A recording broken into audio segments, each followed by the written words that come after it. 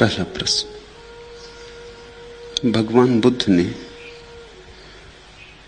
ज्ञानोपलब्धि के तुरंत बाद कहा, स्वयं ही जानकर किसको गुरु कहूं और किसको सिखाऊं, किसको शिष्य बनाऊं। और फिर उन्होंने 40 वर्षों तक लाखों लोगों को दीक्षित भी किया और सिखाया भी। लेकिन महापरिनिर्वाण के पहले उनका अंतिम उपदेश था, आत्मदीपो भव। भगवान इस पर कुछ प्रकाश डालने की अनुकंपा करें।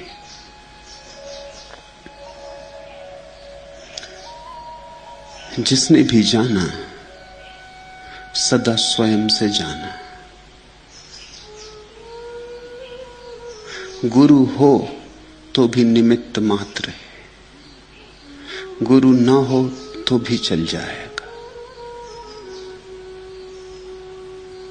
असली सवाल ध्यान रखना गुरु के होने न होने का नहीं, असली सवाल स्वयं में प्रवेश का है। कुछ साहसी लोग अकेले भी स्वयं में प्रविष्ट हो जाते, कुछ को सहारे की जरूरत पड़ती। जिनको सहारे की जरूरत पड़ती है वे भी प्रविष्ट तो अकेले ही होते, सहारा निमित्त मात्र है। सहारा वस्तुतः सत्य के मिलने में सहयोगी नहीं है, सिर्फ तुम्हारी हिम्मत बढ़ाने में सहयोगी। जैसे तुम डरते हो गहरे पानी में जाने में और कोई कहता घबराओ मत, मैं किनारे पर खड़ा हूं, तुम जाओ, जरूरत होगी तो मैं हूं, मैं कूद पड़ूंगा, बचा लूंगा। तुम जाते हो, जरूरत कभी पड़ती नहीं, क्योंकि वो गहराई तुम्हारी ही गहराई है। उसमें डूब के आदमी मिटता नहीं, पहली दफा होता है, इसलिए डूबने में कोई खतरा ही नहीं। न डूबो तो ही झंझट है, डूब गए तब तो कोई खतरा नहीं, डूब गए तो पहुंच गए। लेकिन जिसने गहराई नहीं जानी वो डरता है। गुरु इतना ही करता है कि तुम्हारे झूठे डर को, तुमसे अगर वो कहे कि ये डर झूठा है, घबराओ मत, कोई कभी डूबा नहीं, या डूब भी गए जो वे पहुंच गए डूबकर, तो शायद तुम भाग खड़े होगे। तुम कहोगे क्या पक्का भरोसा कि कोई कभी डूबा नहीं, और न हो डूबा हो कोई, मुझे तो लगता है कि मैं डूब जाऊंगा, मैं असहाय, मैं अल्प शक्तिवान, इस विराट सागर में अकेला जाऊं, नहीं होगा। या अगर गुरु कहे तुमसे सच्ची बात कि डूब गए तो पहुंच गए, डूबना सौभाग्य है, मृत्यु महाजीवन का द्वार, तब तो तुम इस आदमी को बिल्कुल ही छोड़ के भाग जाओगे। यहां रुकना भी खतरनाक है।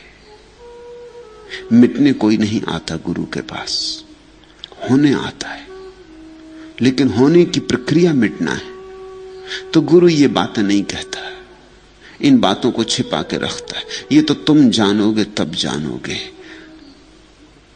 तुम्हें आश्वासन देता है, घबराओ मत, मैं तो खड़ा हूं, देखते नहीं मुझे कि इतनी गहराइयों में तैरता हूं, तुम डूबोगे तो मैं बचा लूंगा।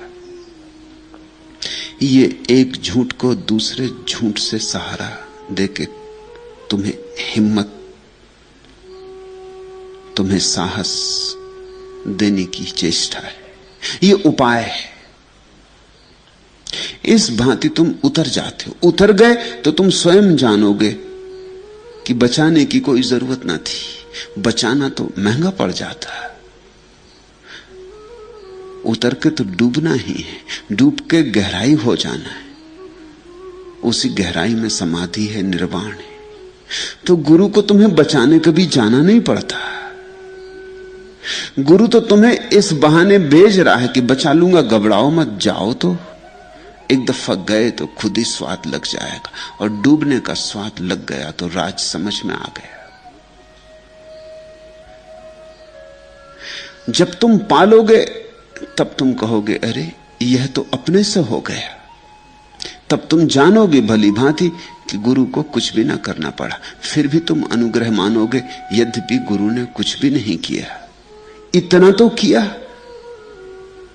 कि तुम एक व्यर्थ की बात से डरे थे, तुम्हें सहारा दिया। उस समय सहारा बड़ा जरूरी था। अब ये जरा जटिल मामला है। सहारा गुरु देता भी नहीं, क्योंकि सहारे की कोई जरूरत नहीं, और देता भी है क्योंकि तुम झूठ हो, तुम अंधेरे में खड़े हो, तुम्हें कुछ दिखाई नहीं पड़ता है। तुम्हें सहारे की जरूरत है तो तुम्हें सहारा देता है, यद्यपि सहारे की जरूरत कभी नहीं पड़ती। तुम्हें बेसहारा छोड़ने में ही गुरु की कला है। अगर कोई गुरु तुम्हें सहारा सच में दे दे तो तुम वंचित रह जाओगे, वही सहारा अटकाव हो जाएगा।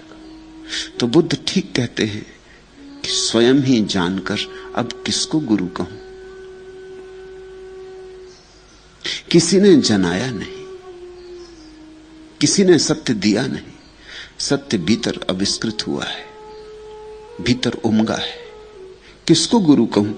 और जब किसी को गुरु नहीं कह सकता तो किसको शिष्य बनाऊं? वो उसका अनुसंग है।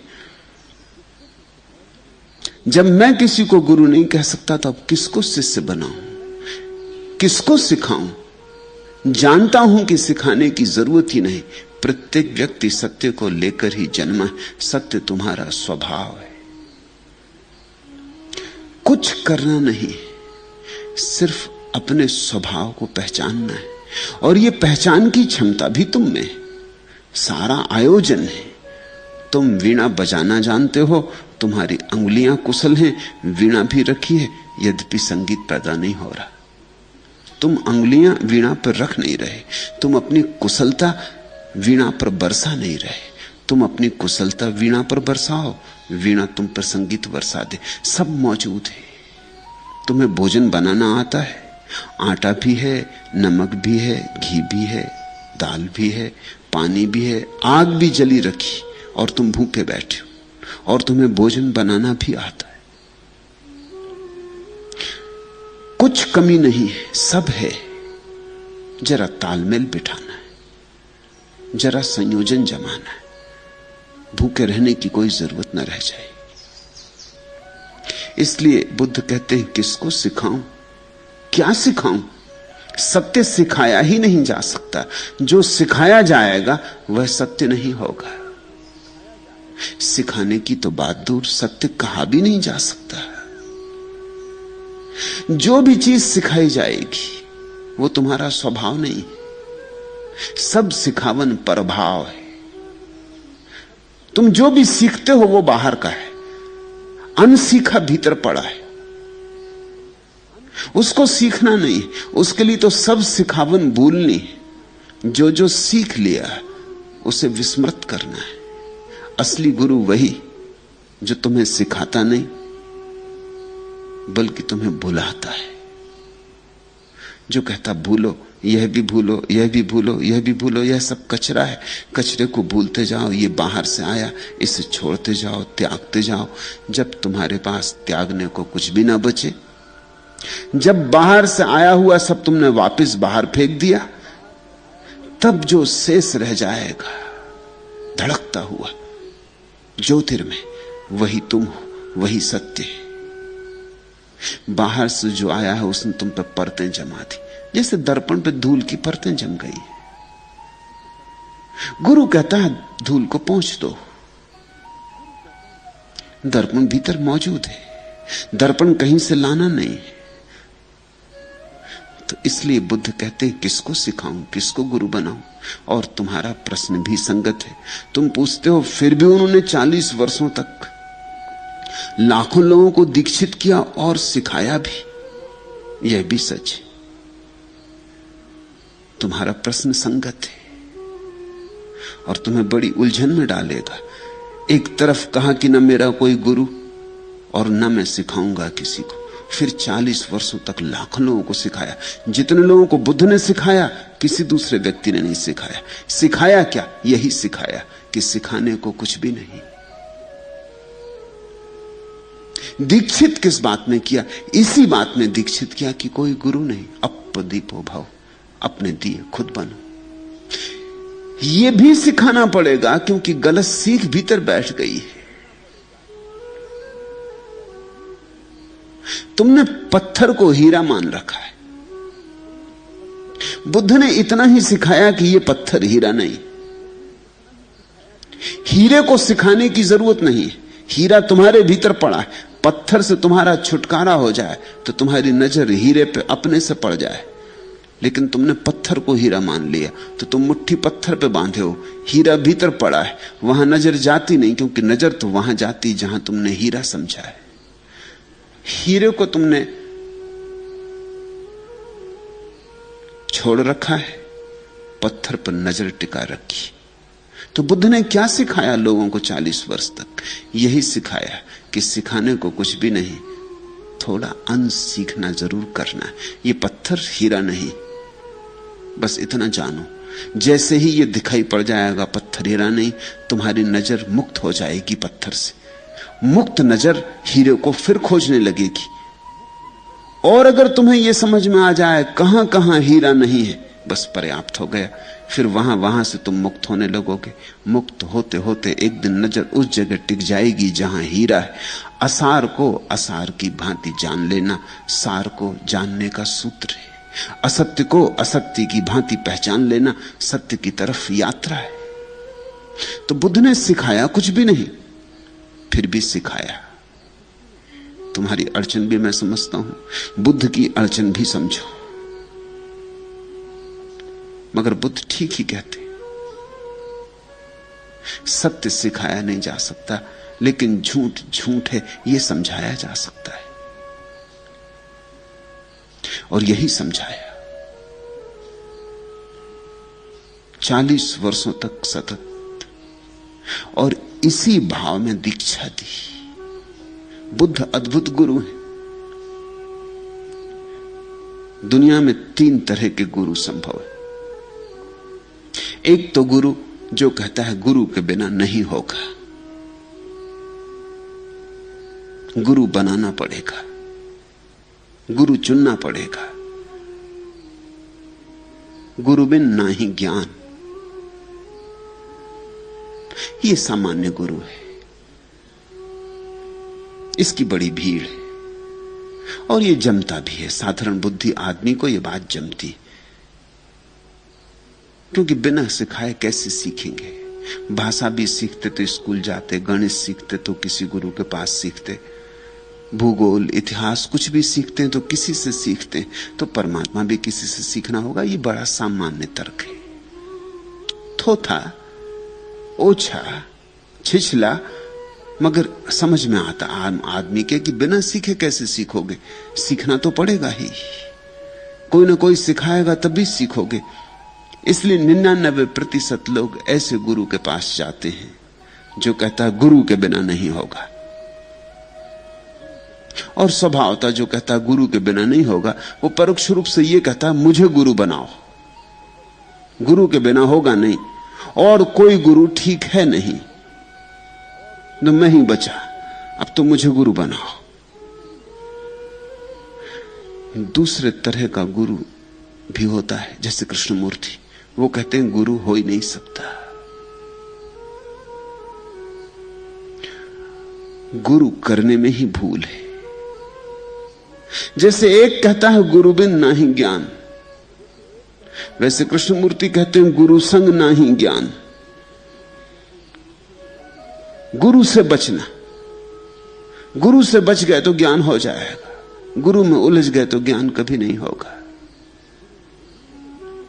100 में बहुमत 99% लोगों को पहली बात जमती है, क्योंकि सीधी साफ है।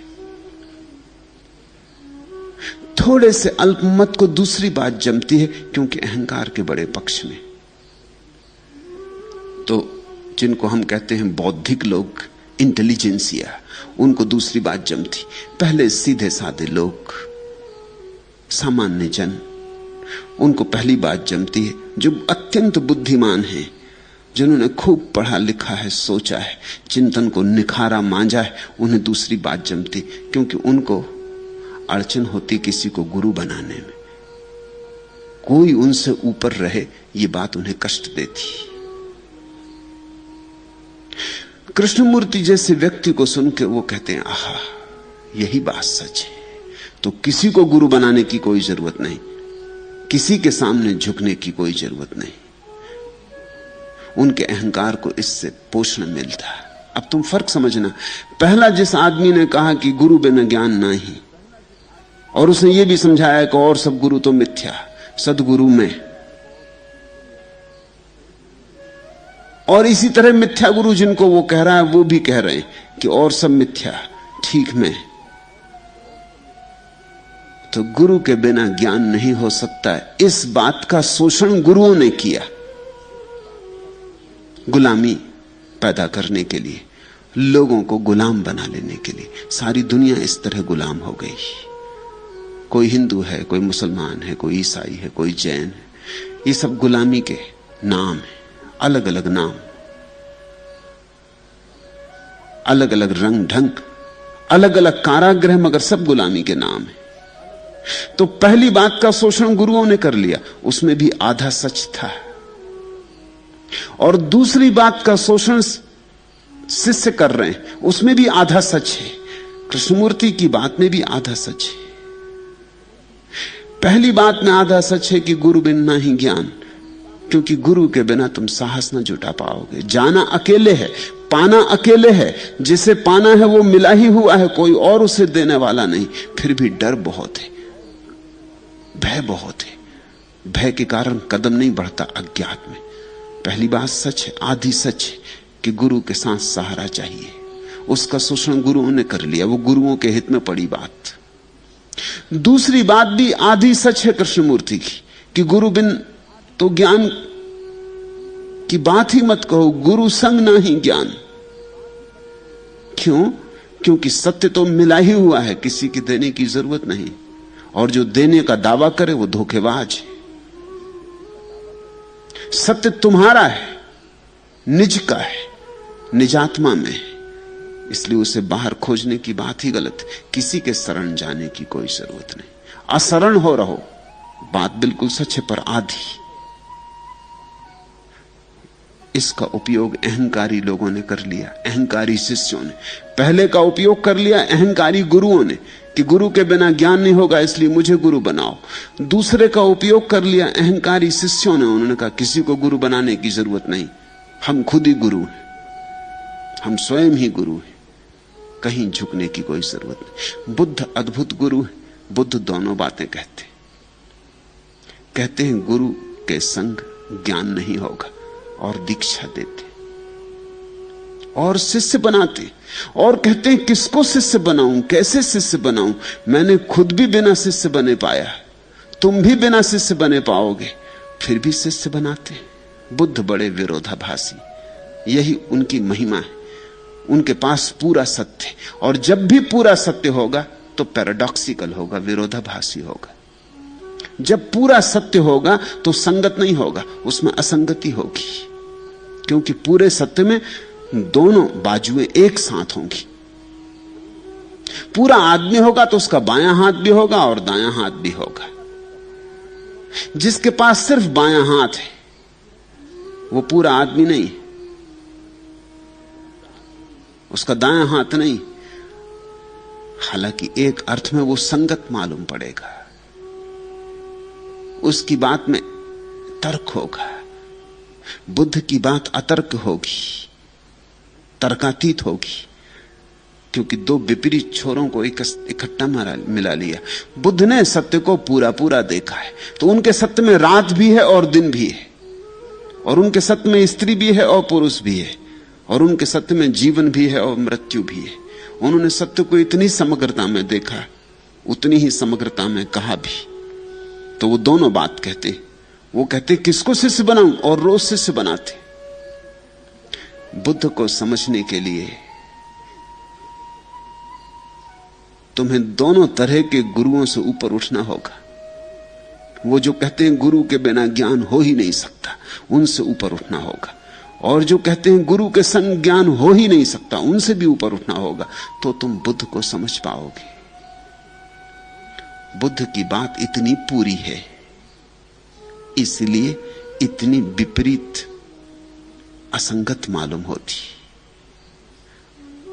तुम सोचते हो कि पहले तो उन्होंने कहा कि स्वयं जानकर गुरु किसको कहूं, किसको सिखाऊं, और फिर अंत में यह भी कहा मरते वक्त आत्मदीपो भव, अपने दीपक स्वयं बनो। इन दोनों में कोई विरोध नहीं। शिष्य बनाए, लेकिन शिष्य बना के यही कहा आत्मदीपो भव। यही उनका शिष्यत्व है। जो बुद्ध को स्वीकार करता है वो यही स्वीकार कर रहा है कि कोई गुरु नहीं, किसी की शरण नहीं जाना, सत्य बाहर से नहीं मिलने वाला, बुद्ध से भी नहीं मिलने वाला। बुद्ध का बड़ा प्रसिद्ध वचन है कि अगर कहीं रास्ते पर मैं मिल जाऊं तो मुझे तत्क्षण मार डालना। ऐसी अद्भुत बात किसी ने नहीं कही है। अगर मैं रास्ते पर कहीं मिल जाऊं, अगर तुम्हारी समाधि के मार्ग पर कहीं बीच में खड़ा हो जाऊं तो मुझे हटा डालना, मार डालना। मेरे कारण रुकना मत, मेरा मोह तुम में पैदा ना हो। तुम मुझे मत पकड़ लेना, तुम मुझसे भी मुक्त हो जाना। अगर बीच में कभी मैं आड़े आने लगूं, तुम्हारी समाधि में अगर मैं बाधा डालने लगूं, अगर तुम्हारे मन में मेरे प्रति राग पैदा होने लगे, मोह पैदा होने लगे, तो तुम मुझे भी छोड़ देना, क्योंकि राग और मोह सब छोड़ने। तुम मुझे भी क्षमा मत करना, तुम मुझे भी दो टुकड़े कर देना। ऐसी हिम्मत की बात जिसे परिपूर्ण सत्य दिखा हो और जिसने परिपूर्ण सत्य जैसा है वैसा ही कहा हो, उससे ही संभव हो सकती। तो मैं तुम्हें बुद्ध की बात संक्षिप्त में कह दूं। बुद्ध कहते हैं न कोई गुरु है न कोई शिष्य, और मैं तुम्हारा गुरु और तुम मेरे शिष्य। मेरे पास सिखाने को कुछ भी नहीं है और आओ मैं तुम्हें सिखाऊं। गुरु की कोई जरूरत नहीं है और आओ मेरा सहारा ले लो। तुम अड़चन में पड़ जाओगे, तुम्हारी बुद्धि एकदम अस्त व्यस्त हो जाएगी कि अब क्या करें, इस आदमी के साथ क्या करें। लेकिन यही पूर्ण सत्य है, यह सर्वांगीण सत्य है,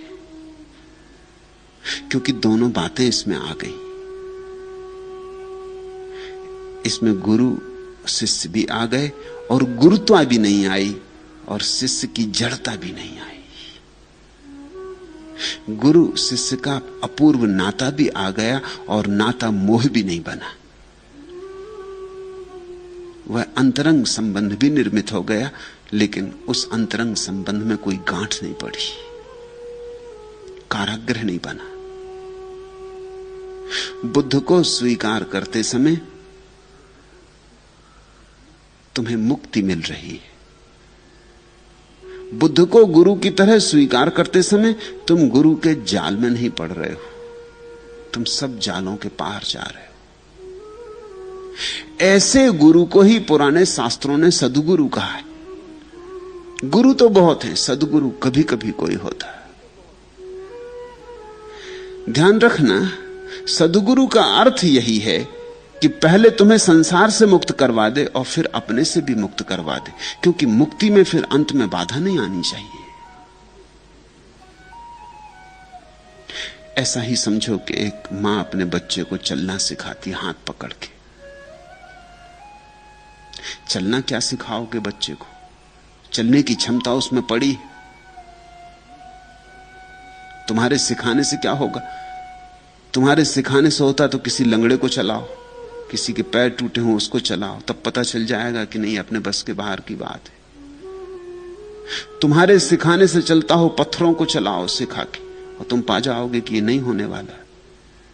बच्चा चलता है क्योंकि चल सकता है, बच्चे में चलने की क्षमता पड़ी, लेकिन शायद हिम्मत नहीं जुटा पाता खड़े होने की, डरता है, स्वाभाविक, गिर जाऊं, कभी चला नहीं पहले, भय होगा ही। मां हाथ पकड़ लेती, सांस सांस चलने लगती कि देखो मैं चल रही, तुम भी मेरे जैसे हो, तुम्हारे भी दो पैर, मेरे भी दो पैर, आओ मेरा हाथ पकड़ो और चलो। हाथ के सहारे बच्चा 2-4 कदम चल लेता और उसे भरोसा आता। तुमने देखा जैसे ही बच्चा थोड़ा चलने लगता वो हाथ छुड़ाता मां से, वो कहता मेरा हाथ छोड़ो। अब मां थोड़ी डरती भी कभी कि अभी गिर ना जाए, अभी छोटा है, मगर वो कहता मेरा हाथ छोड़ो। अब चलने का मजा खुद लेना चाहता है।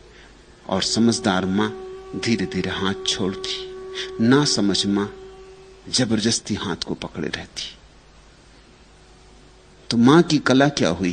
पहले हाथ पकड़े और फिर छोड़े।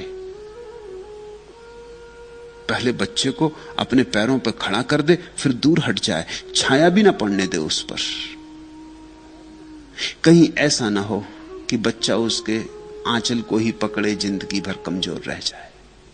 कई दफा ऐसा हो जाता। माताएं जरूरत से ज्यादा बच्चे को सहारा दे देती, फिर वो अपने पैरों चल ही नहीं सकता।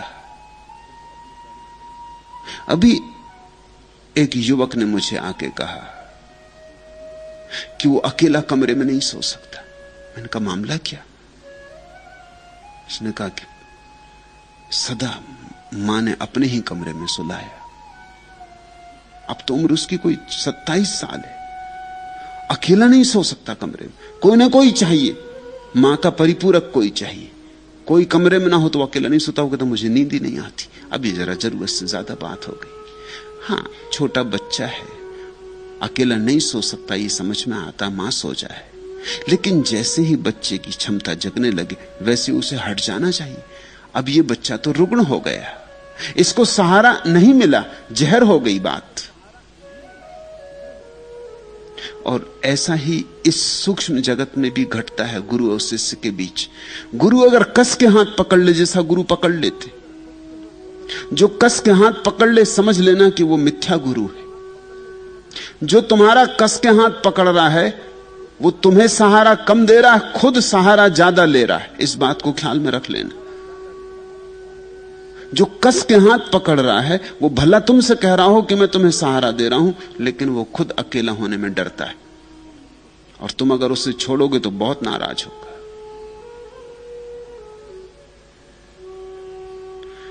वो बहुत क्रोध से भर जाएगा, वो तुम्हें अभिशाप देगा।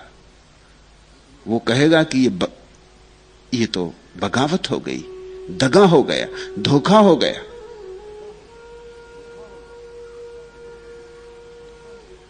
ये गुरु खुद ही कमजोर है। ये तुम्हारा हाथ पकड़ के खुद भी हिम्मत जुटा रहा था। ये किसी काम का नहीं, तुम्हें क्या हिम्मत देगा, इसमें खुद भी हिम्मत नहीं। सद्गुरु की परिभाषा है जो तुम्हारा हाथ पकड़े, बहुत पोले पोले पकड़े, इतना पोला पकड़े कि कभी हाथ खिसकाना पड़े तो तुम्हें पता भी ना चले, तुम्हारे हाथ पे दबाव भी ना पड़े, तुम्हारे हाथ को पकड़े जाने की आदत भी ना पड़े, आदत के पहले हाथ सरक जाए। सद्गुरु वही है जो अंततः तुम्हें तुम्ही पर फेंक दे ताकि तुम अपने पैरों पर खड़े हो जाओ, अपनी स्वतंत्रता में, अपनी महिमा में, ताकि तुम अपने भीतर के सत्य को जान लो। मुक्तानंद जैसे गुरु एक काम करते, जोर से पकड़ लेते। कृष्णमूर्ति जैसे गुरु दूसरा काम करते, वो पकड़ते ही नहीं, वो छिटक के दूर खड़े रहते। अभी चाहे बच्चा छोटा हो, चाहे अभी घुटने सरकता हो, वो कहते हैं कि नहीं, हाथ पकड़ने में खतरा है, हाथ में नहीं पकड़ूंगा, तुम खुद ही खड़े हो जाओ, तुम खुद ही चलो। वो दूर खड़े रहते, वो दूर से ही कहते कि चलो खुद ही खड़े हो जाओ, अपने पैर पर खड़े हो जाओ। ये बात भी जस्ती नहीं, क्योंकि छोटा बच्चा भी अपने पैर पर खड़ा नहीं हो सकता। बहुत संभावना है कि जिंदगी भर घिसटता रहे, घुटने के बल ही चलता रहे। तो कृष्णमूर्ति के शिष्यों में एक भी उपलब्ध हुआ हो ऐसा मालूम नहीं पड़ता, वो सब घुटने के बल ही सरक रहे। ये एक भ्रांति। दूसरी भ्रांति है मुक्तानंद जैसे लोग जोर से पकड़ लेते फिर छोड़ते ही नहीं। वो कहते कहां जा रहे, अब न छोड़ूंगा, अब एक दफे पकड़ लिया तो पकड़ लिया, तो तुम जवान भी हो जाते और उनका हाथ तुम्हारे ऊपर जंजीर बन जाता है, और वो तुम्हारे भीतर एक अपराध भाव पैदा करते कि अगर तुमने मुझे छोड़ा तो ये महापाप होगा, ये धोखा होगा, ये दगा होगा।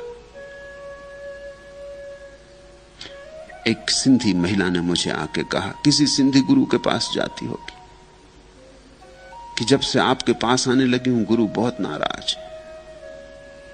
दादा गुरु का नाम होगा। कहने लगी, दादा कहते हैं कि तूने वैसा ही धोखा किया जैसे कोई स्त्री अपने पति के साथ करे। ये तो हद हो गई। शिष्य किसी और के पास चला जाए तो ये वैसा ही व्यभिचार हो गया जैसे कोई पत्नी किसी और पति को खोज ले। जैसे पत्नी को पतिव्रता होना चाहिए, ऐसे शिष्य को गुरु व्रता होना चाहिए। वो नाराज, दादा बड़े नाराज। मैंने कहा, तू निकल आई उनके चक्कर से, अच्छा हुआ। ये दादा खतरनाक है, ये तेरी गर्दन दबा देते, ये तुझे मार ही डालते। बुद्ध के वचन इस अर्थों में अपूर्व है। बुद्ध उतने दूर तक सहारा देते हैं जितने दूर तक लगता है कि तुम बिना सहारे न चल सकोगे। जैसे ही समझ में आया कि तुम अब बिना सहारे चलने लगोगे, वो हाथ अलग कर लेते। इसलिए बुद्ध ने दीक्षा भी दी और यह भी कहते रहे कि दीक्षा की कोई जरूरत नहीं। शिष्य भी बनाए और यह भी निरंतर कहते रहे कि किसी को शिष्य होने की कोई जरूरत नहीं। यह बड़ी महिमापूर्ण स्थिति है। इसे समझो, इसे समझो तो ही तुम मेरे पास होने का अर्थ भी समझ पाओगे। यही मेरी प्रक्रिया है। मैं चाहता हूं कि मैं तुम्हारे लिए निमित्त से ज्यादा ना हूं, इशारे से ज्यादा नहीं। इशारे से ज्यादा हुआ कि खतरा हो गया। मील का पत्थर जैसे इशारा करता है, तीर बना होता है कि आगे जाओ, दिल्ली 50 मील दूर है। मील के पत्थर को छाती से लगा के नहीं बैठ जाना है। मैं भी चाहता हूं मेरा इशारा समझो और आगे बढ़ो, और पीछे लौट लौट के भी मत देखना। ये मत कहना कि जिस मील के पत्थर ने आगे की तरफ इशारा किया, अब उससे हम निष्ठा कैसे अलग करें, अब तो हम इसी को छाती लगा के बैठेंगे। या अगर हमें जाना ही है तो हम इस पत्थर को उखाड़ के अपने कंधे पर रख के चलेंगे। दोनों हालत में तुम पंगु हो जाओगे। उस पत्थर को कंधे पर ढोओगे, यात्रा मुश्किल हो जाएगी। और फिर औरों की भी तो सोचो जो रास्ते पर पीछे आते होंगे, तुम पत्थर ही उखाड़ के ले चले। और अगर तुम पत्थर के पास ही बैठ गए तो तुम्हारी यात्रा कब पूरी होगी? गुरु को तो ऐसा ही समझो जैसे चांद को बताई गई अंगुली। चांद को देखो, अंगुली को भूल जाओ। अंगुली भूल ही जानी चाहिए। इसका यह अर्थ नहीं है कि तुमने धोखा दे दिया या दगा कर दिया। सच तो यह है कि जो अंगुली तुम्हें बिल्कुल भूल जाएगी और चांद ही दिखाई पड़ता रहेगा, उस अंगुली के प्रति तुम्हारे जीवन में सदा अनुग्रह का भाव रहेगा, क्योंकि उसी ने चांद को दिखाया। और न केवल चांद को दिखाया, अपने को हटा भी लिया, चुपचाप हटा लिया। कहीं ऐसा ना हो कि अंगुली के कारण बाधा बन जाए। आंख बड़ी छोटी है, एक अंगुली भी चांद को देखने में रुकावट बन सकती। अब मैं अगर अपनी अंगुली तुम्हारी आंख में ही रख दूं तो तुम्हें क्या चांद दिखाई पड़ेगा? दिन में तारे नजर आने लगेंगे। हिमालय जैसा बड़ा पहाड़ भी सामने खड़ा हो और अंगुली कोई आंख में रख दे तो फिर नहीं दिखाई पड़ेगा। जरा सी ककरी आंख में पड़ जाती तो हिमालय छिप जाते। आंख शुद्ध होनी चाहिए, इतनी शुद्ध होना चाहिए उसमें गुरु की छाया भी ना पड़े।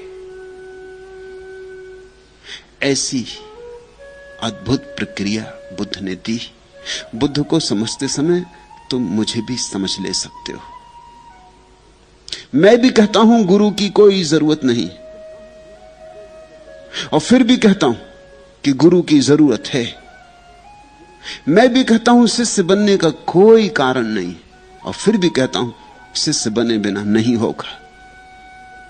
और मैं भी कहता हूं सिखाने को क्या है, भूलने को है, फिर भी तुम्हें सिखाता हूं।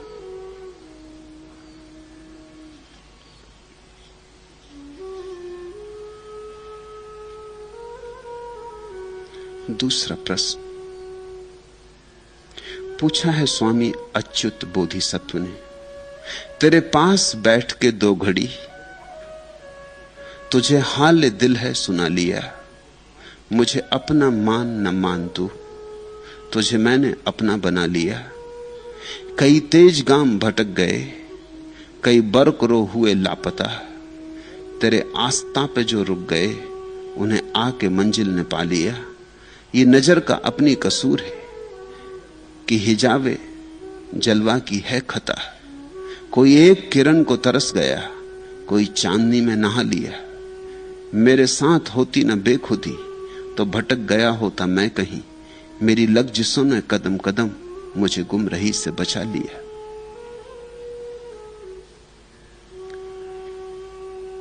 एक बहुत प्राचीन वचन है मिस्र के शास्त्रों में कि इसके पहले कि गुरु को शिष्य चुने, गुरु शिष्य को चुन लेता है। मैं तुम्हें इसकी याद दिलाना चाहता हूं। तुमने कहा मुझे अपना मान न मान तू, तुझे मैंने अपना बना लिया। इसके पहले कि तुमने मुझे अपना बनाया, मैंने तुम्हें अपना बना लिया। अन्यथा तुम मुझे अपना न बना पाते। शिष्य तो अंधेरे में भटक रहा है। शिष्य को तो अपने आपे का भी पता नहीं, दूसरे को तो अपना कैसे बनाएगा। शिष्य को तो रोशनी का भी पता नहीं। अगर रोशनी सामने भी आ जाएगी तो पहचान भी ना पाएगा। हम पहचानते भी उसी को हैं जिसे हमने पहले जाना हो। रास्ते से कार गुजरी, तुमने पहचान लिया कि कार है। लेकिन एक आदिवासी को ले आओ जंगल से जिसने कार नहीं देखी, रास्ते से कार निकलेगी वो भी देखेगा, आंख में उसकी दिखाई पड़ेगा। आंख तो तुमसे अच्छी उसके पास होगी, साफ सुथरी होगी, जंगल से आया होगा, धूल धमास भी नहीं होगी, शहर का धुआं भी नहीं होगा, स्कूल की पढ़ाई लिखाई में चश्मा भी नहीं चढ़ा होगा। आंख तो उसकी तुमसे बहुत बेहतर होगी, मीलों तक देखने वाली होगी। कार उसे बिल्कुल साफ दिखाई पड़ेगी, लेकिन पहचान में कुछ भी ना आएगा। वो ये ना कह सकेगा ये कार है। वो चौंक के खड़ा हो जाएगा, उसको कुछ समझ में नहीं आएगा कि यह है क्या। अगर पूछेगा भी तो कुछ अजीब सा प्रश्न पूछेगा ये कौन जानवर, ये क्या जा रहा है। और इसका मुंह भी दिखाई नहीं पड़ता, पूंछ भी दिखाई नहीं पड़ती, सींग भी नहीं, मामला क्या है, किस तरह का जानवर, किस तरह का पशु। चौंक के घबरा जाएगा। और कार के निकल जाने के बाद अगर तुम उससे कहोगे कार का वर्णन करके बताओ, तो ना बता सकेगा। हालांकि देखा उसने, लेकिन प्रतिभिज्ञा नहीं हो पाई, पहचान नहीं हो पाई। वर्णन कैसे होगा। शिष्य तो अंधेरे में जिया है, रोशनी आ भी जाए सामने तो भी पहचान ना सकेगा। रोशनी आंख के सामने खड़ी हो तो आंखें तिलमिला जाएंगी, आंखें शायद बंद हो जाएं। अंधेरे का आदी है, रोशनी को देख के आंख बंद करके फिर अपने अंधेरे में खो जाए। नहीं, तुमने मुझे अपना माना, वो इसलिए संभव हो पाया कि मैंने तुम्हें तुम्हारी समझ के पहले भी अपना मान लिया है। तुम अगर मेरे करीब आ सके तो सिर्फ इसलिए आ सके हो कि मैंने तुम्हें पुकारा है, अन्यथा तुम करीब ना आ सकोगे। यहां ऐसे लोग भी आ जाते हैं जिन्हें मैंने पुकारा नहीं, वो आते हैं और चले जाते। उनके लिए ये सराय है, जिज्ञासा, कुतूहल ले आता है कि देखें क्या है। वो मेरी पूरी बात भी नहीं सुन पाते। रोज मैं देखता हूं 2-4 ऐसे लोग आ जाते, बीच बात से उठ जाते, उनकी पकड़ में कुछ नहीं आता, उनकी समझ में कुछ नहीं आता। उन पे कितनी ही दया करो, कुछ भी परिणाम नहीं हो सकता। उनके कान बहरे हैं और आंखें बिल्कुल अंधी। वे ऐसे ही आ गए, संयोग वसात रास्ते से निकलते होंगे, देखा और लोग जा रहे हैं, साथ हो लिए।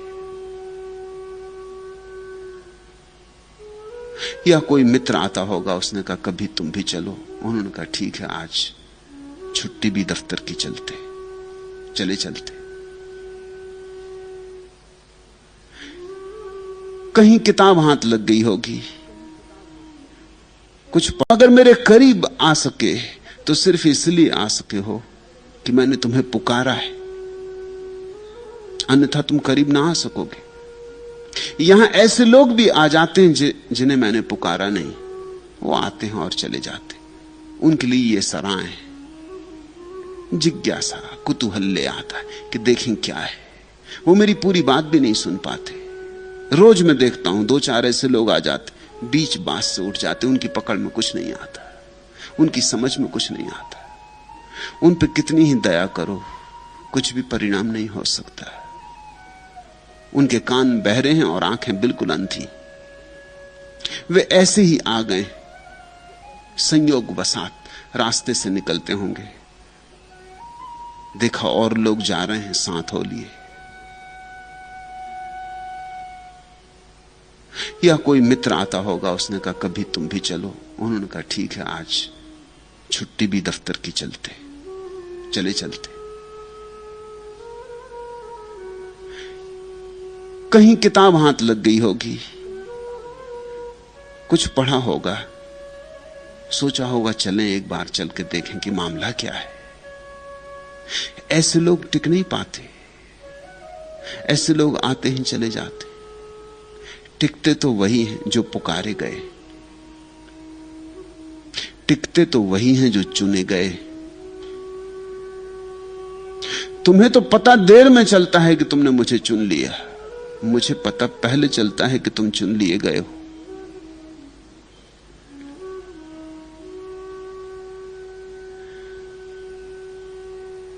इसलिए ये तो कहो ही मत कि मुझे अपना मान न मान तू, तुझे मैंने अपना बना लिया।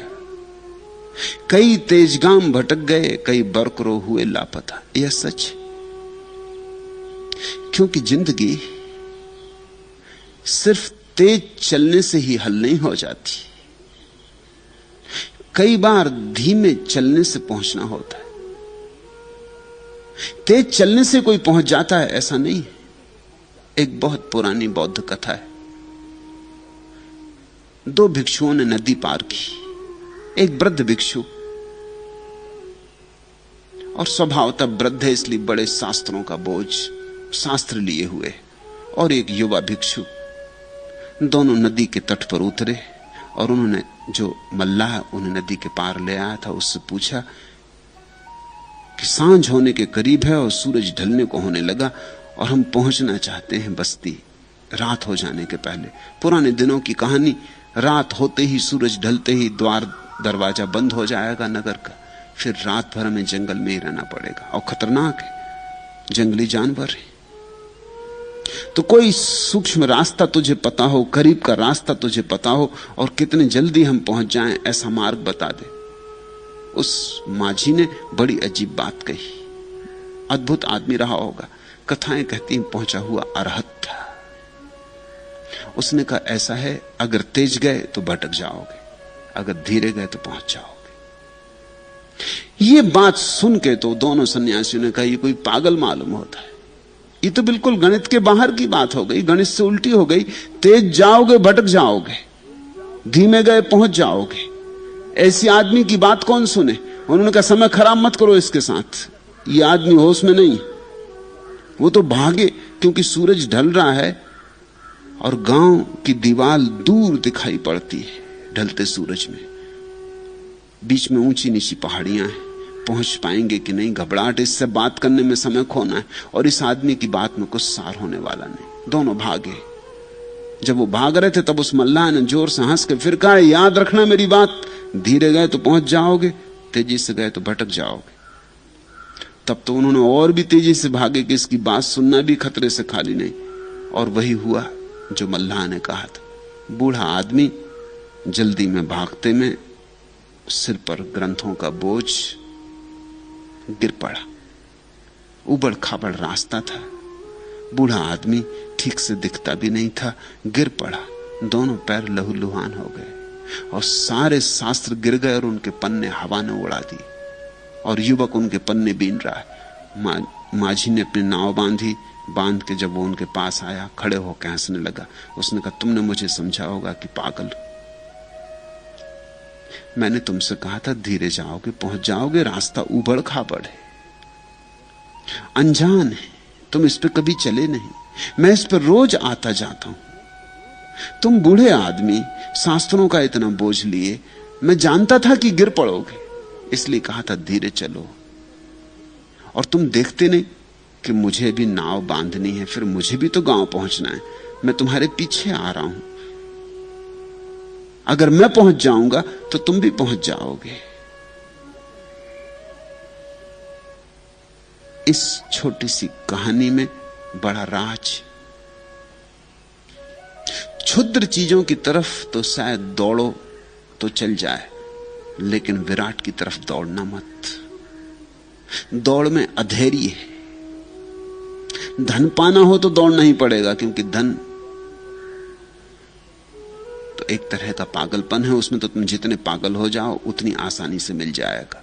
पद पाना हो तो दौड़ना ही पड़ेगा। पद तो एक तरह का पागलपन है, उसमें समझदार तो रस ही नहीं लेता, उसमें तो ना समझ ही उत्सुक होते। उसमें तो जिनकी बुद्धि मारी गई है वे ही रस लेते। लेकिन परमात्मा को पाना हो तो दौड़ना मत, क्योंकि परमात्मा को पाने के लिए तो एक शांत दशा चाहिए। दौड़ने में तो ज्वर आ जाता है, शांति खो जाती, मन अशांत हो जाता। तुम देखते पश्चिम में कितनी अशांति है। होना नहीं चाहिए, क्योंकि उनके पास सब है।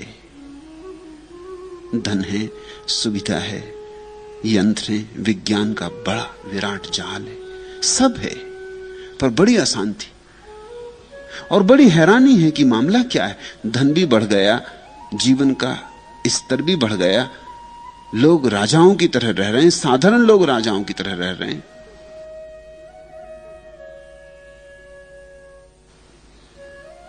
अच्छे मकान हैं, अच्छी चिकित्सा का उपाय है, लोग लंबे जी रहे हैं।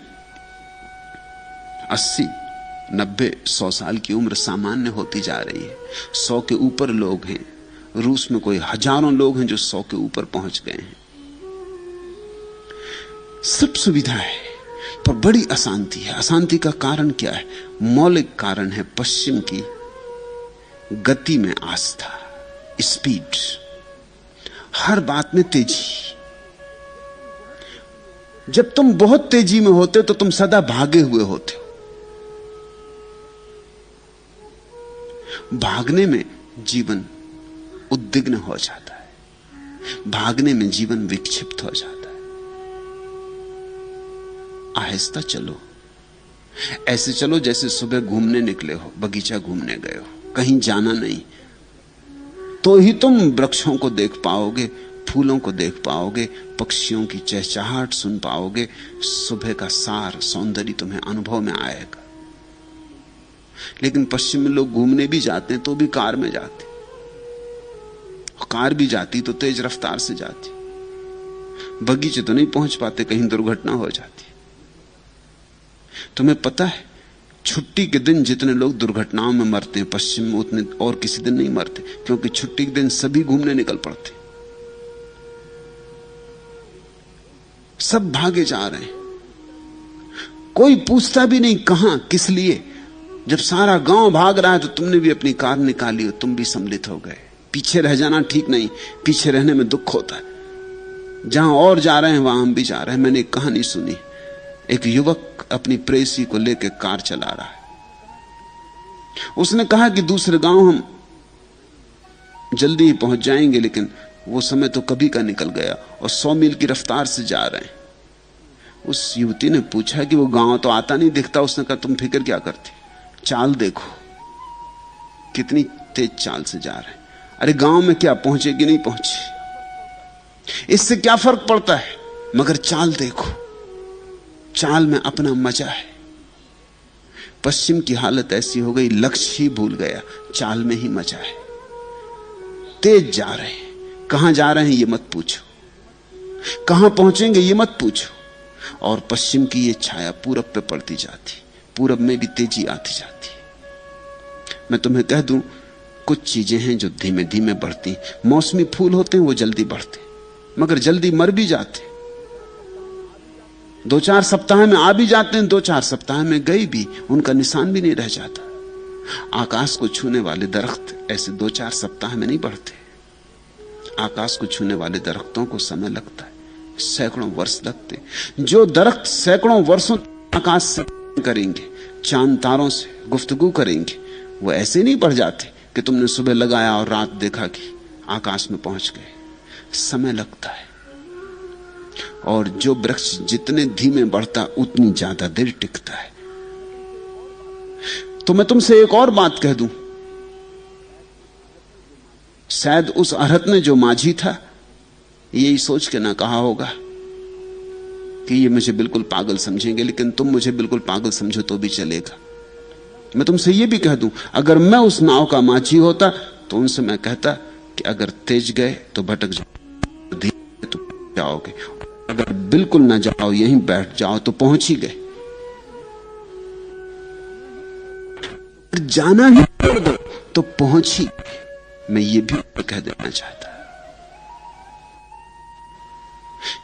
पहुंचना कहां, जहां पहुंचना है वो हमारे भीतर मौजूद है। बैठ जाओ तो पहुंच गए। कई गांव तक गए, कई बरसों हुए पता, तेरे आस्था पे जो गए उन्हें आके बोलने पाया, परमात्मा तुम्हें पालेगा आकर अगर तुम रुक जाओ। जिलने पाया, तुम राजी हो जाओ, शांत हो जाओ, ध्यान। परमात्मा तुम्हें खोजता चल रहा था, उसकी बिजली आती खोजती तुम्हें, दूर आकाश से उसके जाते। तुम बैठो तो भाग से कूद रहे हो जैसा बुद्ध की बंदर वृक्षों पे कूदते। परमात्मा हाथ बढ़ाता तुम्हारे आ गए दूसरे पे, उसका हाथ तुम्हें खोजते ही रहता, मिलन कभी हो नहीं पाता। तूफान में लगो, दूसरी चीज पे, किसी चीज में रमते नहीं, रमते राम से चुप जाते हो। जहां रम जाओ वहीं राम मिल जाए। यानी रुक जाओ, ठहर जाओ, ठहर जाओ, कंपन भी ना हो, सारी गति विलीन हो जाए उस कृष्ण स्थिति धी कहा कि चेतन बिल्कुल स्थिति, चलते हुए चलता नहीं, जो भी बोल ऐसा स्थिर हो गया। ऐसी स्थिरता में परमात्मा तुम स्वयं पूछ लेता है, उन्हें चलने पा का अपनी कसूर है कि हिजबे की है खता, कोई एक किरण को तरस गया बस की तो पूरी बरस गई। आंखों देखो, खुलो के प्रति, बस का कसूर है। देखने देखने के भेद हैं, तुम निर्भर है। इस जिंदगी में पर बरस रहा है, लेकिन अगर तुम्हारे देखने का गलत हो तो तुम दुख देखते रहो। ऐसे लोग हैं, नरक में भी ऐसे लोग हैं, और जो नरक में निकले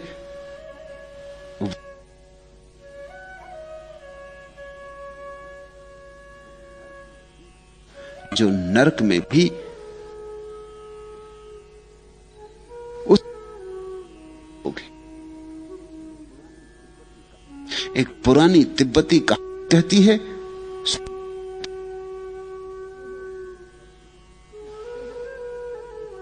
सोचते हो कि सुखी व्यक्ति को स्वर्ग भेज,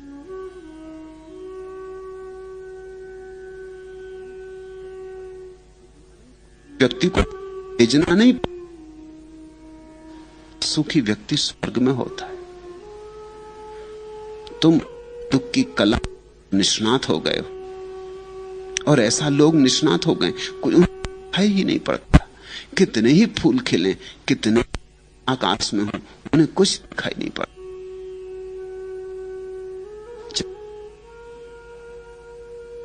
एक कारागृह, पूर्णिमा की रात और चांद, और दोनों आके सींचों को पकड़ के बाहर देखने लगे। एक कैदी बोला, वह बनाया है।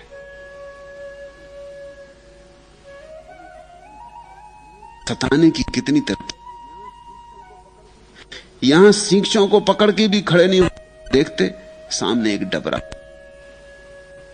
गंदगी और मच्छर। आदमी डबरे में लगा, और डब्बे में क्या दिखाई पड़ा? कोई पुराना जूता पड़ा है, और वो बड़ा नाराज हो गए। और दूसरा आदमी चांद को देख रहा, दूसरा आग। कारागृह तो मैं भूल ही गया कुछ देर के लिए, इस न रहे, आकाश उड़ गया, मेरे फैल गए। कैसा अपूर्व चांद निकला। दोनों एक कारागृह में, दोनों एक ही सींचे को पकड़ के खड़े। एक ने एक ने, वह वैसा हो गया। जिसने चांद देखा पंख खोल कर उड़ गया, जिसने डबरा देखा उसे सड़े गड़े जूते, कनस्तर आदि से सस्ता हो गया। सब दृष्टि की। चांदनी तो पूरे वक्त बरस रही, कोई एक किरण को तरस गया, कोई चांदनी में नहा लिया। बात है, ये मत सोचना भूल के कि तुम पे चांदनी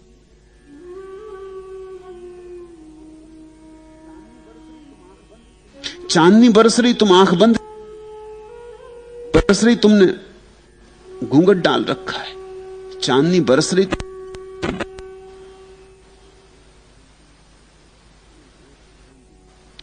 तुम्हें एक किरण भी मिल जाए, चूक के कारण मिल गई। तुम चूक हो गई इसलिए मिल गई। तुम्हें एक किरण भी मिल, लेकिन चांदनी खूब बरस। इस परमात्मा की वर्षा से भरा है। यहां हर बूंद में वही, हर सुख में वही।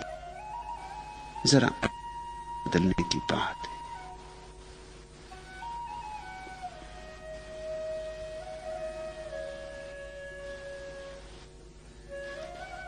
तीसरा प्रश्न,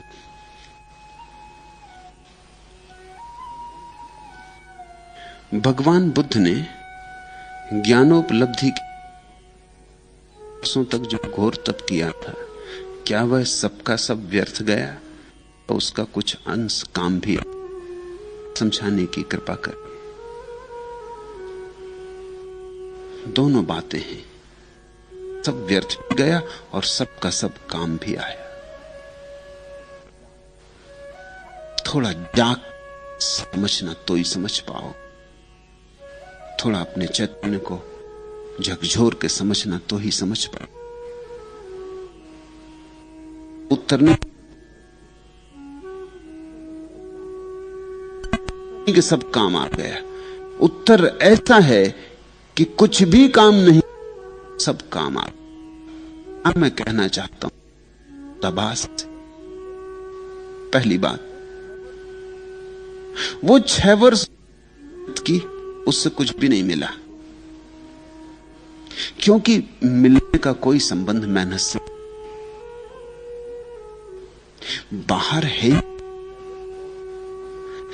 6 वर्ष दौड़ो, 60 वर्ष दौड़ो, मिलेगा तो बैठ जाने दो, रुक कर दौड़ना, जब जाएगा तब मिलेगा। तुम 6 वर्ष दौड़े, कोई व्यक्ति 12 वर्ष दौड़ा,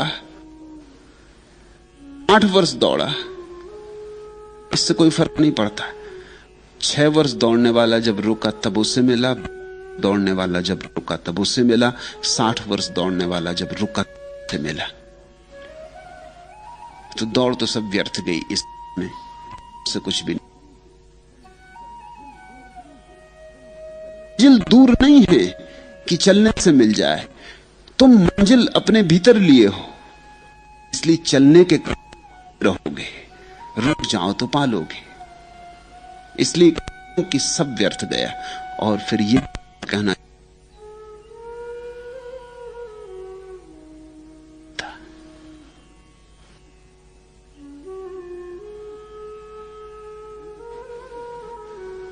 नहीं तो दौड़ने की खुशी, जो थक जाता है, दौड़ दौड़ के पाता है कि कुछ भी नहीं, वही रुकता है। रुकना कुछ आसान बात नहीं है। तुम कहो चलो हम रुकते, तुम कहो कि ठीक वर्ष के बाद रुके, हम अभी रुके जाते, तुम्हें नहीं मिल जाए तो कि रुकना के रुके कि दौड़ दौड़ के नहीं मिलता। तुम बिना जाने हरी से रुक गए कि चलो ना दौड़े मिला, हम भी बैठ सकते इनके बगल में ही, हम भी खुद बोधि वृक्ष बड़ के वृक्ष कहीं भी बैठ जाओ, बोधि वृक्ष के नीचे हम भी बैठ जाएं, हमको भी मिल जाएगा। सुबह आंख खोल कर देखोगे कि आप तारा डूब रहा, अब अपना तारा भीतर, थोड़ी बहुत देर का वक्त, अब डायमंड, अब आज तो गया दिन ऐसे ही नहीं मिला, भूख बहुत जोर से लगी और रात भर सो भी नहीं पाया, समाधि वगैरह मच्छर। तुम ख्याल रखना है, रात भर सो भी ना पाए, कहां की झंझट, कम से कम दानी तो ले आते, अब से तो सोते थे। और रात भर डर भी लगेगा कि कहीं कोई जंगली जानवर ना आ जाए, कोई चोर ना आ जाए। और रात भर तुम कई बार आंख खोलकर तक बुद्धत्व नहीं मिलता है। देखे, शक भी होगा कई बार कि अरे पागल हुए, ऐसे कहीं मिलता है, ऐसे बैठे ठाले मिलता, सभी को मिल गया हो, बैठे ठाले कहीं मिलता है। अरे उठो, कुछ घर चलो, अपने काम में लगो, ऐसे समय मत कमाओ। मन में विचार आए किसी फिल्म को ही देख लेते, कि किसी संगीत की मंडली में ही चले गए हो, कुछ नहीं होता तो टीवी ही होते। ये रात ऐसे ही सताओगे बहुत। तो दूसरी बात तुमसे कह दूं कि वो 6 वर्ष के दौड़ने का परिणाम आया। 6 वर्ष दौड़ने से सत्य नहीं मिला, लेकिन 6 वर्ष के दौड़ बैठने की क्षमता मिली। इसलिए दोनों बातें में 6 बुद्ध न दौड़े होते तो रुकने की कला ना आती। दौड़ने वाला ही रुकना जानता है। दौड़ने की असफलता ही रुकने की थी। और फिर 6 भी मत सोचना कि 6 वर्ष का भी कोई संबंध है कि चलो 6 वर्ष हम भी दौड़ें। इस पर निर्भर करेगा कि तुम कितनी प्रगाढ़ता से दौड़े, कितनी से दौड़े। त्वरा चाहिए तो 6 वर्ष में हो गया, नहीं तो 8 वर्ष में भी नहीं होगा। दौड़े ऐसे लंगड़ाते लंगड़ाते, घड़ी देखते,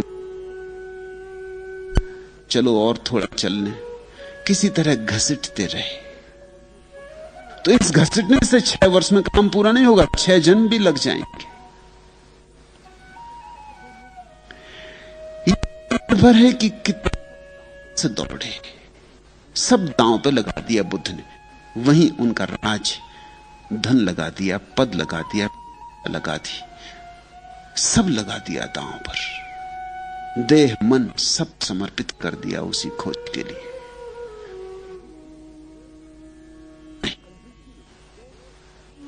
कंजूसी नहीं की, दौड़ नहीं थी, बोले तो भाव बने। 6 वर्ष पूरी तरह दौड़ के,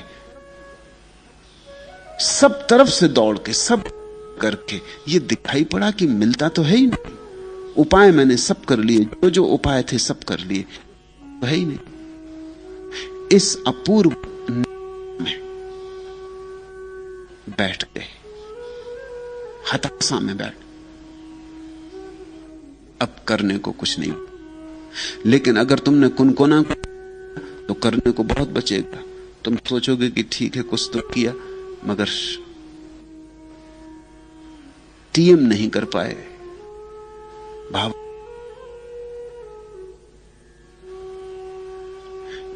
नहीं कर पाए, शायद मिल जाता। कि उपवास शायद उससे मिल तो है जो नहीं उसमें ना हो राज, कहीं वहां से द्वार ना खुलता हो, तो तुम्हारी हताशा पूरी नहीं हो, पूर्ण होनी चाहिए। उस हताशा में ही तुम बैठते नहीं, तुम गिर जाते हो और दौड़ अपनी सामर्थ्य लिए फिर कोई सामर्थ्य न बन। वह गिरना अहंकार का विसर्जन होना हो गया।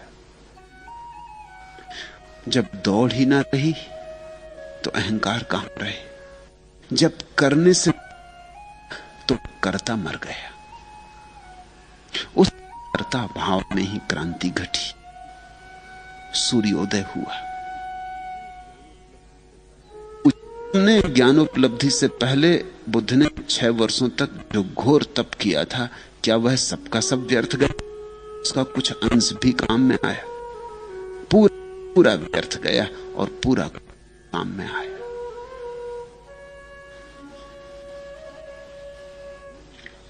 चौथा प्रश्न, मैं निराशा में डूबा हुआ हूं, मुझे आशा दे, मुझे सहारा दे।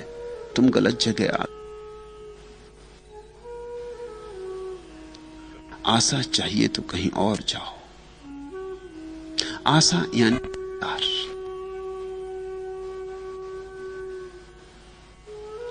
निराशा यानी संसार हुआ। देख लिया यहां कुछ भी नहीं। सपने, निराशा का अर्थ सब सपने टूट गए, भंग हो गए। फिर वासना, फिर कामना।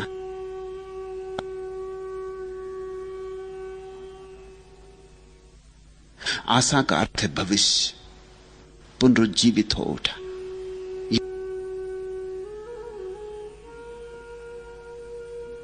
नहीं, तुम गलत जगह आ गए। यहां तो पंख, यहां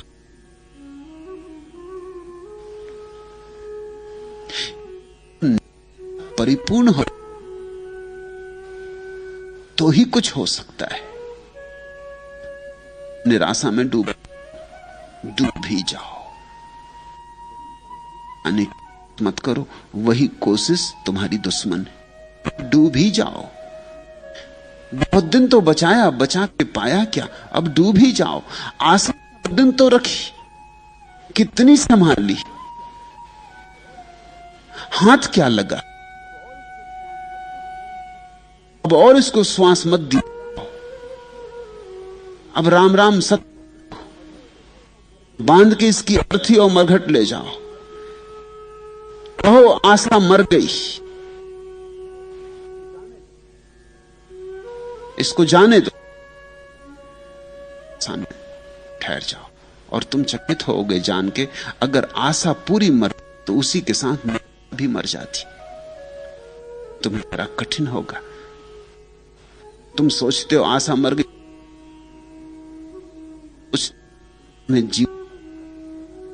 तो तुम्हें जीवन के तर्क का कुछ पता नहीं है, तो तुम आदमी हो। आदमी में बड़ी गहराई नहीं है, बड़ा छिछला है। आदमी का तर्क कहता आशा गई तो निराशा, लेकिन का गणित कुछ, जीवन का गणित कहता है जब तक निराशा। निराशा का मतलब क्या होता है? पूरी ना हुई तो निराशा। जब तुमने आशा ही छोड़ दी तो अब तुम निराश होगे। निराश तुम, आशा ही गई तो उसी के साथ उसकी छाया भी गई। छाया है निराशा। तुम्हारे घर में कोई मेहमान आया, जब चला गया, फिर तुम कहते हो उस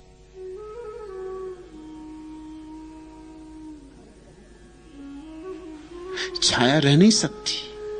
तो मैं निराशा में डूबा रहा हूं, लेकिन अभी भी तुम आशा को पकड़े हो। डूब,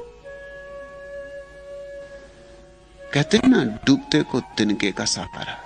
तुमने कुछ होंगे, तुम सोचते हो कि चलो संसार में कुछ, धर्म के जगत में कुछ हो जाए, चलो धन नहीं मिला ध्यान मिलेगा, यह लोक नहीं तो परलोक।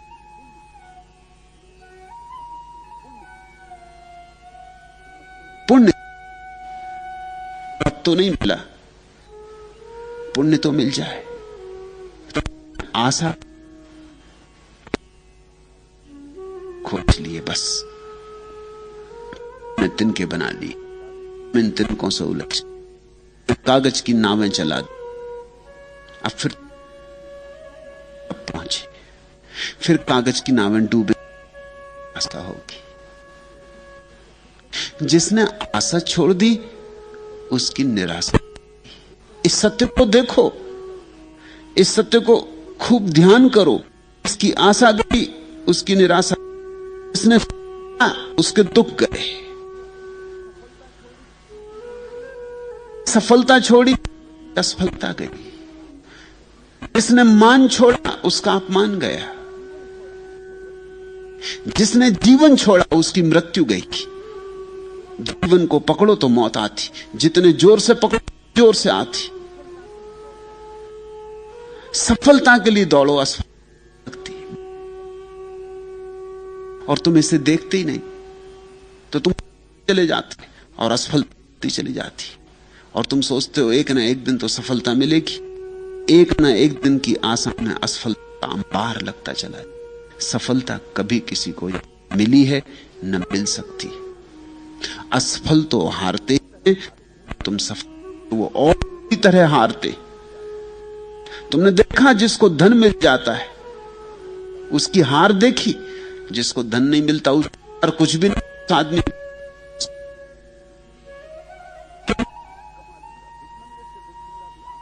कमा लूंगा, भिकमंगे से भिकमंगा भी आशा रखता। सब रोज अपने, अब जो बहुत पढ़े में भी जमा करवाते।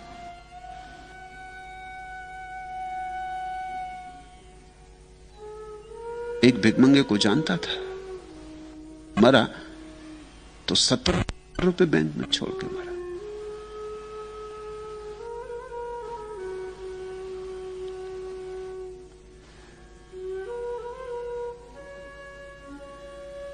आशा से भरे, लेकिन जिसको सब मिल जाता था उतना मिल जाता है। ने असफलता देखी कि भीतर एकदम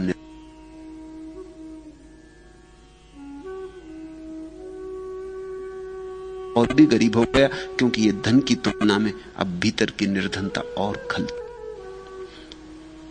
उसमें के बेटे छोड़कर चले गए। तुमने कभी भिकमंगे के बेटे तुमने कोई सुनी है कि भिकमंगे के बेटे ने सब भिकमंगापन छोड़ हो गया? तुमने ऐसी कोई कहानी? ऐसा होता ही नहीं, क्योंकि भिकमंगे का बेटा छोड़ ही क्या सकता है? छोड़ ही कैसे सकता है?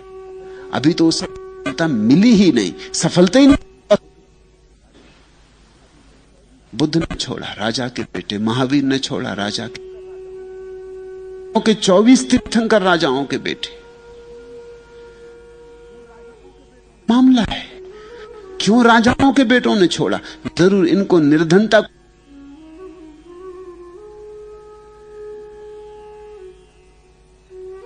असफलता दिखी विराजमान। इनको सुख के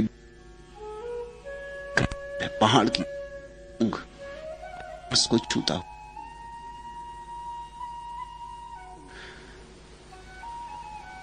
तुम कहते हो मैं निराश होना चाह रहा हूं, तुम डूबना नहीं। तो मैं कुछ कागज की नावें तुम्हारे लिए तैरा दूं, ऐसा पाप मैं ना करूंगा। तुम गलत जगह आ गए। तुम जाओ किन्हीं पुराने ढब के साधु सन्यासियों के पास, जो तुम्हें बात दें, कहें घबराओ मत, ये लो ताबीज, पक्का है मिलना, एक दफा और दांव लगा दो।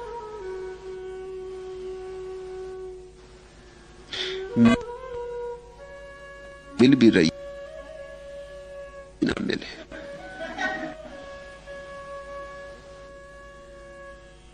क्योंकि व्यर्थ के जाल में तुम उलझ जाओ, तुम और कष्ट।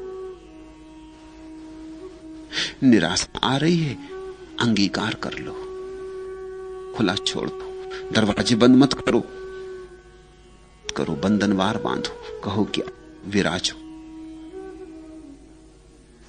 कुछ पाया नहीं, अब निराशा से भी दोस्ती करके देखो। कौन जाने जो आशा से नहीं हुआ वो निराशा से हो जाए।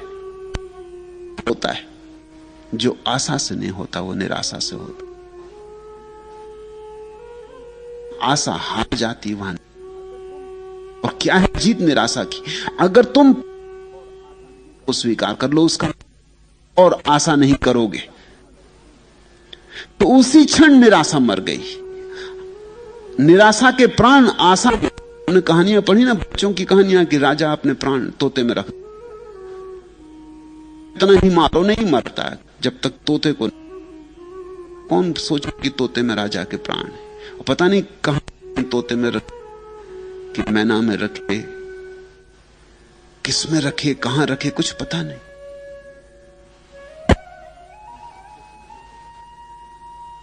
तुम तोते को न मारो तब तक राजा न मरेगा। से ही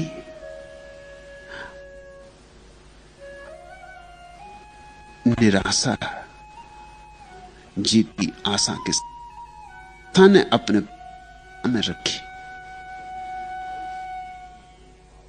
गर्दन घुट जाएगी, तुम अचानक पाओगे निराशा की लाश पड़ी। तुम स्वागत करो, तुम्हारे स्वागत से स्वागत करो। निराशा आ रही, आने दो, डूब जाओ निराशा में। उसी डूब गए, अचानक भी गई, निराशा भी गई, तुम मुक्त हुए। तुम पूछते हो मुझे आशा दें, मुझे सहारा दें। सहारों ने ही तो तुम्हें मारा, सहारों की वजह से ही तो तुम हो गए, लेके चल रहे हो। तो काम है यही कि तुम्हारी वैसाखियां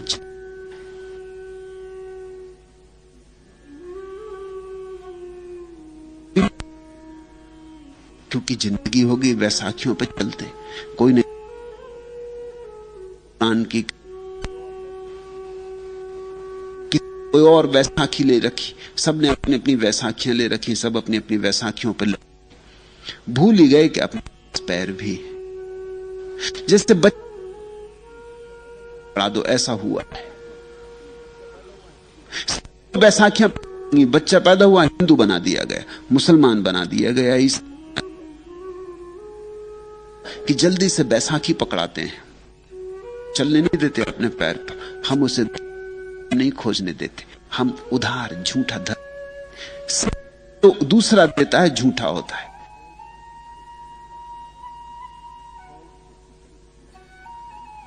स्वयं के भीतर जो पकता है वही सच होता है। इसलिए तो तुम झूठे मुसलमान, झूठे सिख, झूठे ईसाई, झूठे जैन देखोगे। ये सब इनका कोई कसूर, इनका कसूर है कि उन्होंने बैसाखियों को स्वीकार कर लिया, इन आंखें पकड़ा दी गई। इसी जैसी बच्चा पैदा हो, जल्दी से छोटी सी बैसाखियां उसे पकड़ा दो।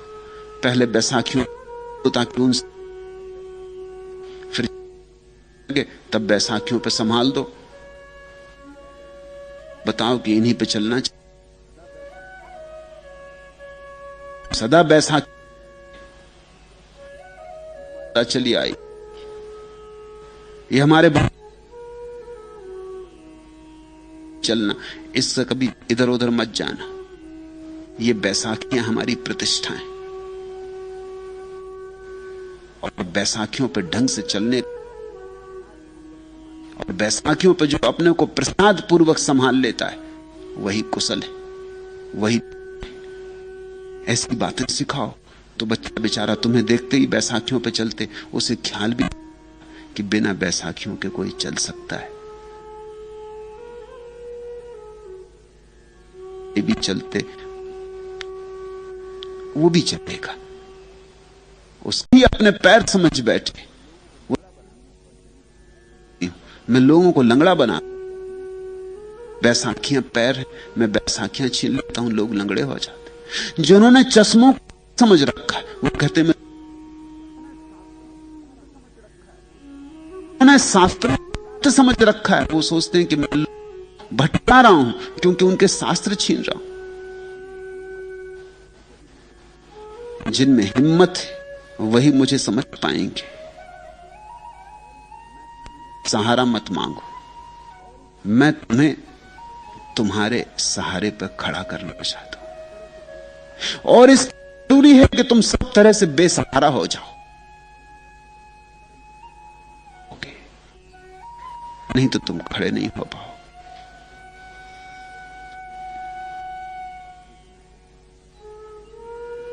और एक ना एक दिन आएगी ही, क्योंकि वो आशा का परिणाम है।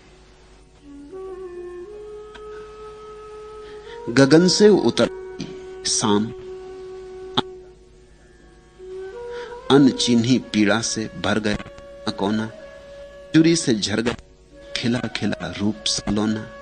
सुधियों ने भेजे सबेरा, तन हुआ कमरे में घुस आई शाम। खड़े खड़े गुमसुम से गलियारे, गंधाए दर्पण के धूप रंग भले सारे होने लगे। अंधेरा मन हुआ, एक न एक दिन शाम आएगी। जितने जल्दी आ जाए उतना अच्छा, क्योंकि ये सवेरे दिखाई पड़ रहे हैं आसान सब झूठे से में हो, भटके हो, सब मृग मरीचिकाएं। तुम्हारे जीवन की संध्या आ गई, निराशा आ गई, तुम शाम घुस आई। डरो मत, वो झूठे सवेरे बुझ जाएं यही शुभ है। उनके बुझने के बाद तुम अचानक पाओगे शाम भी बुझ गई।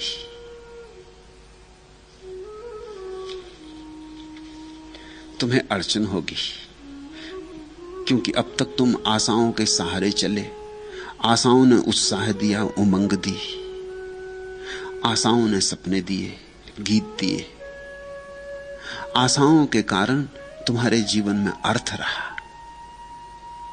अब तुम अचानक पाओगे व्यर्थ हो गए। अब तुम अचानक पाओगे सब अर्थ खो गया, रिक्त रिक्त, खाली खाली। ऐसे ही जैसे कोई पत्थर को हीरा समझता था, मुट्ठी भरी थी। अब आज अचानक दिखा कि पत्थर है, मुट्ठी खाली हो गई। और जिंदगी भर मुट्ठी भरी रही और आज खाली हो गई। बहुत खालीपन लगेगा, बहुत रिक्तता लगेगी। मैं न पाती आज कुछ गा, गान मेरे जो कभी तट आसमां का चूमते थे। मौन का कण कण मुखर करते हवा में झूमते थे। जो कभी थे जागरण जग में जगाते थे सवेरा। बन गए हैं आज वे ही बिगस सपनों का बसेरा। हो सका साकार कब संसार सपनों का किसी का। आज सपनों के सहारे मैं न पाती विश्व में छा। मैं न पाती आज कुछ का। सांद्र तम है दूर तक फैला हुआ है पथ वीराना। आंधियों के बीच जलते दीप का कब क्या ठिकाना। सजल सांसों की डगर पर चल रही है जिंदगानी। और तारों में न जाने बोलती किसकी कहानी। आज तूफानी अमा में जब न कोई साथ मेरे। खोजते फिरते न जाने अब सहारा प्राण किसका। मैं न पाती आज कुछ का। गान मेरे जो कभी तट आसमां का चूमते थे। मौन का कण कण मुखर करते हवा में झूमते थे। जो कभी थे जागरण जग में जगाते थे सवेरा। बन गए हैं आज वे ही बिगस सपनों का बसेरा। हो सका साकार कब संसार सपनों का किसी का। आज सपनों के सहारे मैं न पाती विश्व में छा। मैं न पाती आज कुछ गा। ऐसी चित्त की दशा कष्टकर लगती जब तुम्हारे सब गान सूख जाते, जब तुम में नई पत्तियां नहीं उमगती, नए फूल नहीं खिलते, सूखे ठूट जैसे तुम लगोगे। तुम सहारा खोजोगे, तुम तलाश करोगे कहीं कोई आशा मिल जाए, कहीं कोई सांत्वना मिल जाए, कहीं कोई फिर से जगा दे, टूट गई आशाओं को फिर से संवार दे। बिसर गए सपनों को फिर से गति दे दे, गीतों को फिर से कंठ में बोल आ जाएं, फिर तुम झूमने लगो। नहीं, यह मैं ना करूंगा। तुम ऐसे ही काफी इस भ्रांति में भटक लिए। कितने कितने तो जन्मों से तुम आशाओं के सहारे चल रहे हो, अब निराशा का सहारा लो। कितने दिन तक तो तुमने सांत्वनाएं खोजी, अब सांत्वना मत खोजो। यदि अर्थहीनता है तो अर्थहीनता सही, अगर सूखा रूखापन है तो सूखा रूखापन सही। अब तुम स्वीकार करो जीवन जैसा है, अब और अस्वीकार मत करो। अस्वीकार कर करके ही तुमने जीवन को झूठ किया। अब जीवन की सच्चाई जैसी है वैसी ही अंगीकार हो। उसी अंगीकार में से नए का जन्म होगा, और यह नई आशा नहीं होगी, यह सत्य होगा। यह तुम्हारा सपना नहीं होगा, यह सत्य होगा। आशा निराशा दोनों चली जाएंगी और तुम्हारे भीतर वही शेष रह जाएगा जो वस्तुता है, और उसी में आनंद है, उसी में मुक्ति है।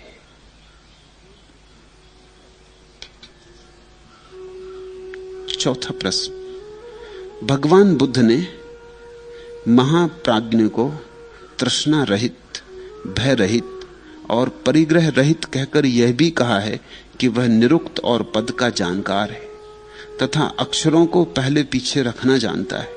निरुक्त पद और अक्षर विन्यास से प्राज्ञ का क्या संबंध है, यह समझाने की अनुकंपा करें।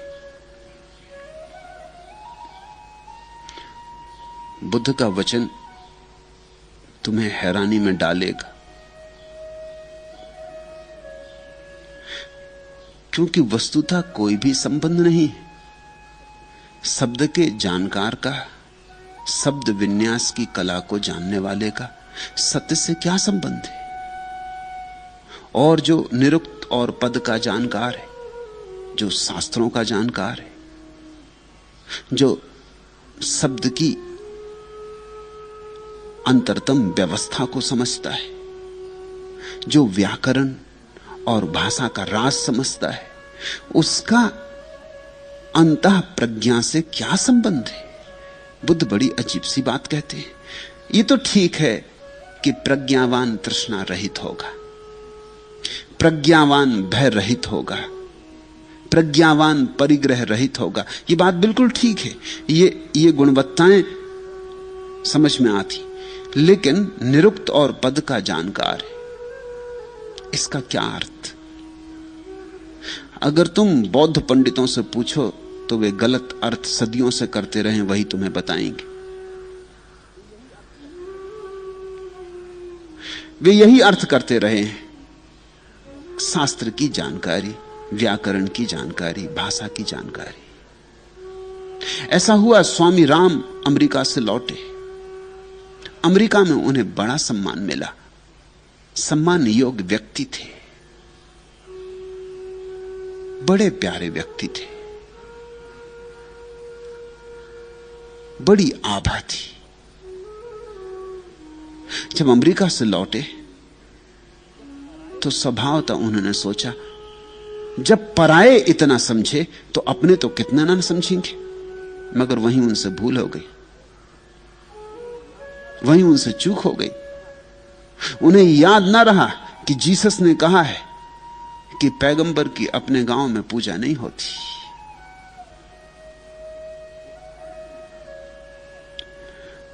वो काशी में आके ठहरे। स्वभावतः सोचा, इतने लोगों को जगा के लौटा हूं तो सबसे पहले काशी ही जाना चाहिए।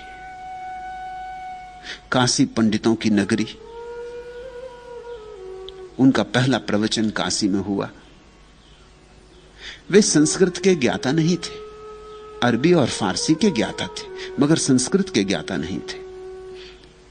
और उनकी जो जीवन प्रेरणा थी वो सूफी मत से आई थी, वस्तुतः उपनिषद से नहीं आई थी। हालांकि बात तो एक ही है, कहां से आती, इससे क्या फर्क पड़ता है। सूफियों ने उनके हृदय का गान छेड़ा था, उसी गान को समझकर उपनिषद भी समझ में आ गए, वेद भी समझ में आ गए, मगर जो पहली तरंग उठी थी वो सूफियाना थी। काशी में जो होना था वो हुआ। बोले बीच ही में थे कि एक पंडित, काशी के बड़े पंडित खड़े हो गए। उन्होंने पूछा कि एक सवाल पूछना। स्वामी राम थोड़े चौंके, वो बीच में ही हैं, अभी ये कोई सवाल पूछने की बात नहीं, पूरा हो जाने देते। लेकिन फिर बड़े सरल और सज्जन व्यक्ति, उन्होंने कहा ठीक है, आपका सवाल। पंडित ने जो सवाल पूछा वो यह था, आप संस्कृत जानते, व्याकरण जानते, निरुक्त और पद का ज्ञान है? स्वामी राम ने कहा संस्कृत का मैं ज्ञाता नहीं। तो हंसा पंडित, और पंडित के साथ सारे और पंडित हंसे। वो काशी की विद्वत मंडली थी जो सुनने आई थी। सुनने से आज कम आई थी, परीक्षा करने आई थी। अमेरिका में जो प्रतिष्ठा मिली थी उससे उनको ईर्ष्या पकड़ी होगी, कष्ट हुआ होगा कि ये कौन महाज्ञानी जिसको हम जानते भी नहीं, जो काशी में पढ़ा भी नहीं, ये महाज्ञानी हो कैसे गया? तो सारी भीड़ जो इकट्ठी थी पंडितों की, ब्राह्मणों की, वो भी हंसी। और उन्होंने कहा, उस पंडित ने कहा कि जब आपको संस्कृत का ज्ञान ही नहीं तो ब्रह्म ज्ञान कैसे होगा? पहले संस्कृत सीखो महाराज, फिर ब्रह्म ज्ञान की चर्चा करना।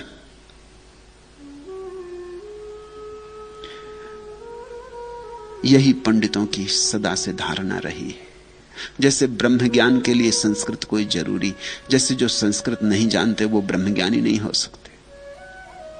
तो फिर जीसस ब्रह्म ज्ञानी नहीं थे, और बुद्ध भी नहीं थे, और महावीर भी नहीं थे, नानक भी नहीं थे, कबीर भी नहीं थे, लाओत्सु भी नहीं थे, क्योंकि कोई भी संस्कृत के ज्ञाता नहीं।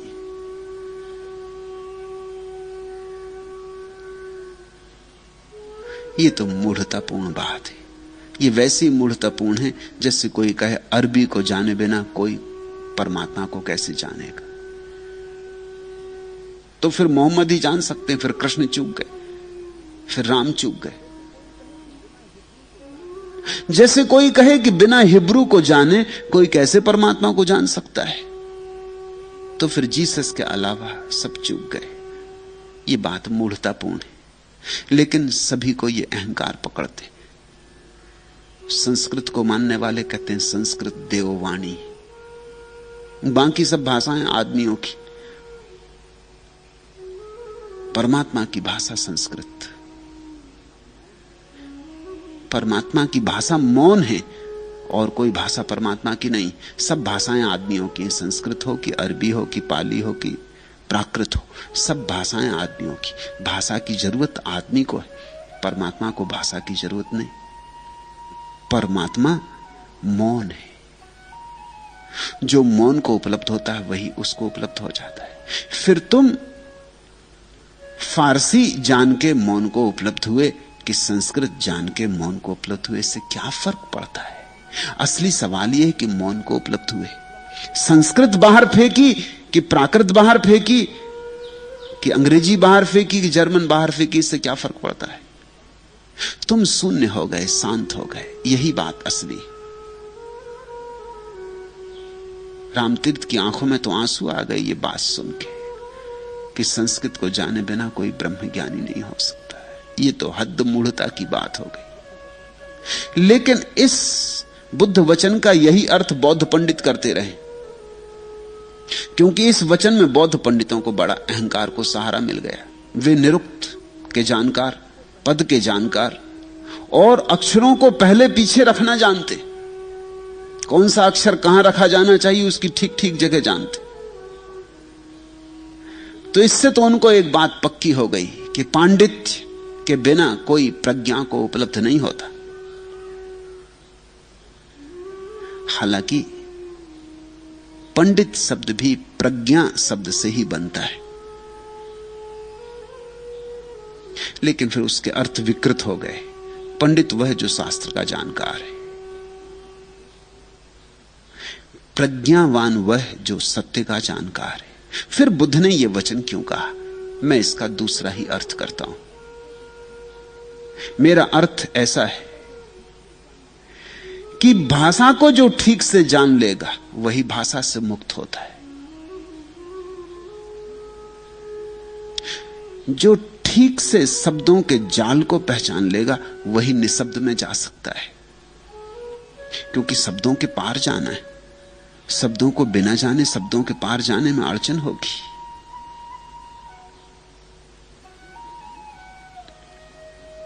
जो व्यक्ति शास्त्रों को ठीक से जान लेता है उसके लिए शास्त्र व्यर्थ हो जाते। यही शास्त्र को जानने का लाभ।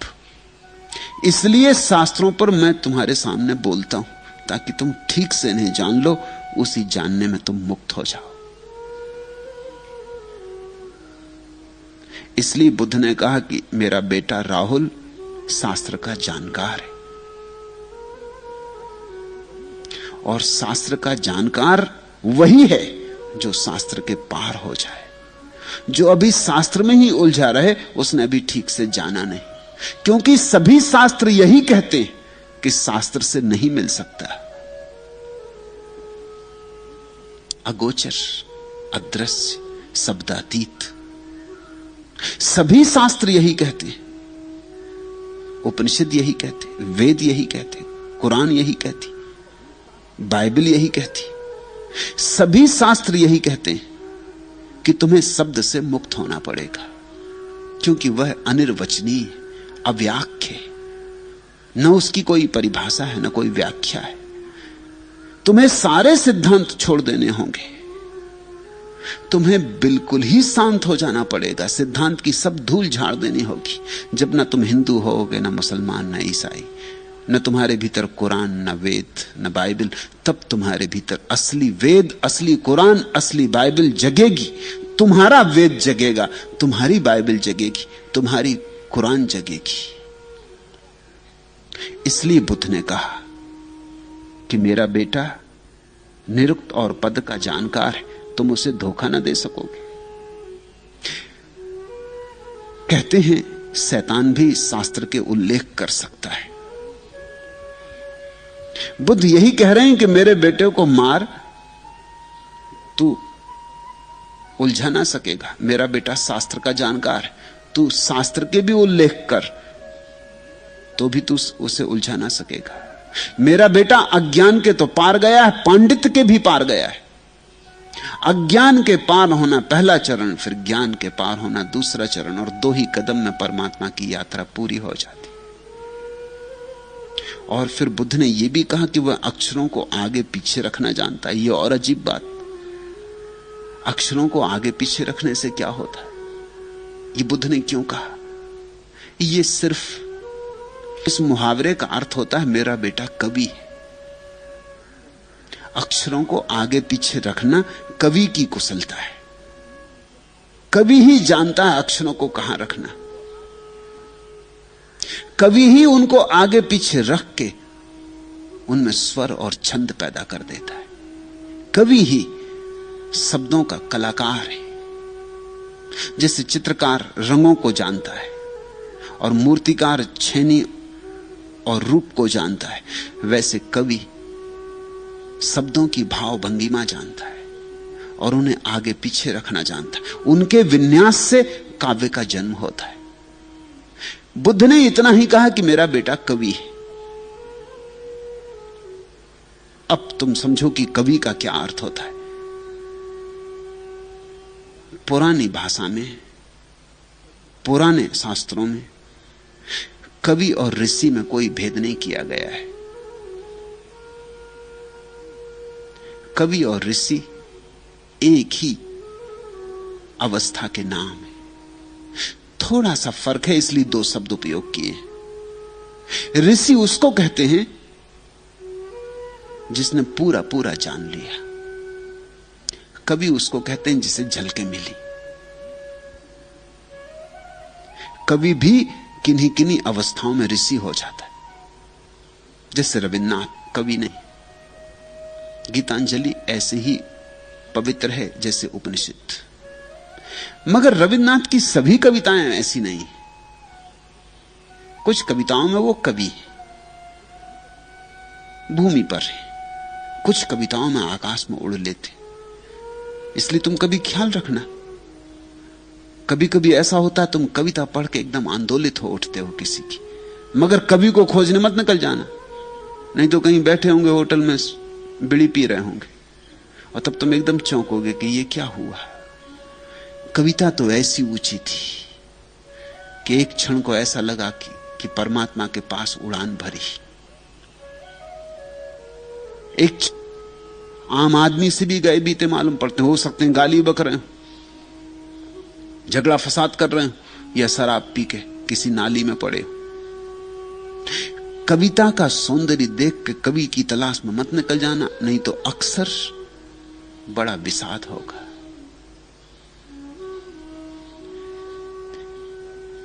ये सज्जन जो नाली में पड़े हैं, शराब पी के गाली गलौज बक रहे हैं, इनकी क्षमता इतनी ही है कि कभी कभी ये छलांग लगा लेते, कभी किसी क्षण में ये उठ जाते हैं, मगर वो उठना सदा नहीं टिकता, वो इनकी अंतर्दशा नहीं है, बस क्षण भर को जैसे बिजली कौनती, कभी ऐसे जैसे बिजली कौन।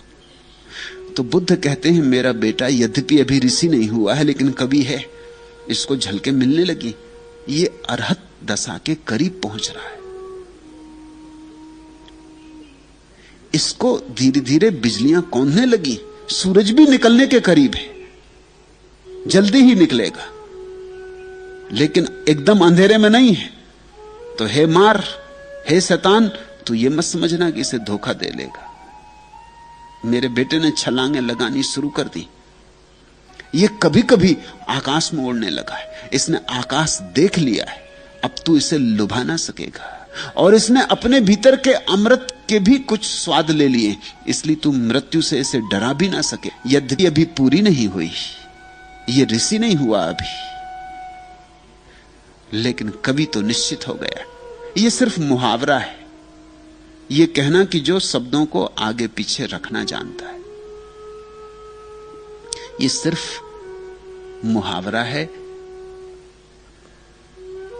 कवि को प्रकट करने का एक ढंग है।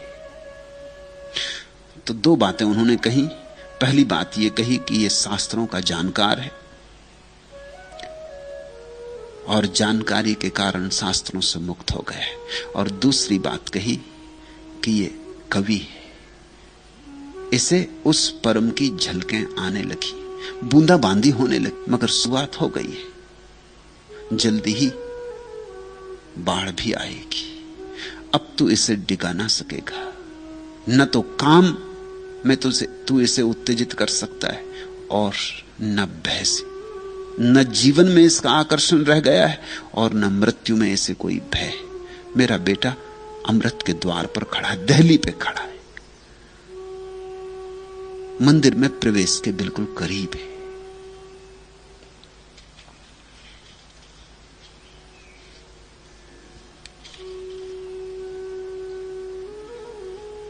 आखिरी प्रश्न, मैं या तो अतीत की स्मृतियों में डूबा रहता हूं या भविष्य की कल्पनाओं में। ऐसी दशा तुम्हारी ही नहीं, सभी की है। यही तो मन का स्वरूप है। मन या तो अतीत में होता है या भविष्य में, मन वर्तमान में हो ही नहीं सकता। इसलिए मन के लिए वर्तमान शब्द कोरा शब्द है। तुम जरा जांचना, जब भी तुम सोच रहे हो तो या तो अतीत का सोचोगे जो हो चुका, बीत चुका, या उसका सोचोगे जो होने वाला है। लेकिन जो है उसको सोचने का उपाय कहां? वो तो है ही, सोचने की गुंजाइश कहां? जो है तुम्हारे सोचने से क्या फर्क पड़ता है? और तुमने सोचा कि तुम चूक जाओगे, क्योंकि मन रहे तो अतीत और भविष्य में डोलते रहोगे। मन ऐसे जैसे घड़ी का पेंडुलम, इस कोने से उस कोने डोलता रहता, बीच में नहीं ठहरता। दर्पण बनो, दर्पण ऐसे जैसे पेंडुलम बीच में ठहर गया। दर्पण में वह दिखाई पड़ता है जो है, और मन में वह दिखाई पड़ता है जो था या जो होगा। दोनों नहीं, जो था वो गया, जो होगा अभी हुआ नहीं। इसलिए मन तुम्हें भरमाता है, मन माया है। दर्पण बनो, और दर्पण बनने की कला ही ध्यान है या साक्षी। देखो, जब मन में अतीत के विचार चलते हो तब शांत खड़े होकर देखते रहो कि ये अतीत जा रहा। तुम उसके साथ जुड़ो मत, तुम धारा में कूदिए, मन में अतीत बह रहा, फिर ढंग बदलता नदी मोड़ लेती, ये मन में भविष्य बह रहा। तुम देखते रहो, तुम सिर्फ दृष्टा रहो, उसी दृष्टा में तुम दर्पण हो जाओगे और तुम चकित होगे। जैसे जैसे तुम दर्पण बनने लगे वैसे वैसे धारा धीमी होने लगी। जैसे जैसे तुम्हारा साक्षी जगेगा वैसे वैसे तुम पाओगे कि नदी की धारा जो पहले ऐसी थी जैसे बरसात की नदी हो, वो ग्रीष्म की नदी हो गई, सूखने लगी, जलधार छीन होने लगी। जो पहले तुम्हें डुबा देती अब घुटने घुटने तुम मजे से पार हो सकते हो। और तुम जागते रहो और तुम जागते रहो और तुम देखते रहो, और एक दिन तुम पाओगे धारा नहीं। और जिस दिन धारा आकाश से उतर धरती पर आ, माटी की गंध भरी आत्मा को दुलरा, बिका नहीं करते हैं सपने बाजार में। ओढ़ा हुआ सूनापन उतार कर टांग दे, खूंटी पर चिंतन की कैंची से बखिया ना काट तू। दिनों महीनों वर्षों की केवल यह वर्तमान जिसमें तू जीता है अपना है। इधर उधर ना झांक, कुंठाओं की सकरी गलियों से निकल, राजमार्ग पर आ, ओरे मन दर्पण बन। आज इतना है।